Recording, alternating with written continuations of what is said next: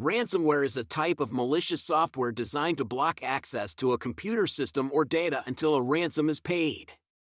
It's like a digital hostage situation where your files are the captives. The process of ransomware begins with infection, where the ransomware gains access to the system, often through phishing emails, malicious attachments, or exploiting vulnerabilities. Next, it encrypts the victim's files, making them inaccessible without a decryption key. A ransom demand is then displayed, demanding payment in exchange for the decryption key. If the victim pays the ransom, they may receive the decryption key to unlock their files. However, there's no guarantee the attackers will provide the key.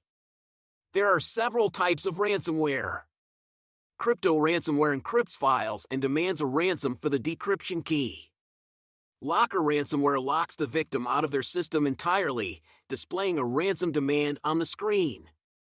Scareware is fake software that claims to have detected a virus and demands payment to fix it. Doxware, or leakware, threatens to release sensitive information unless a ransom is paid. Lastly, ransomware as a service, or RaaS, allows cybercriminals to rent ransomware tools to launch attacks without needing technical skills.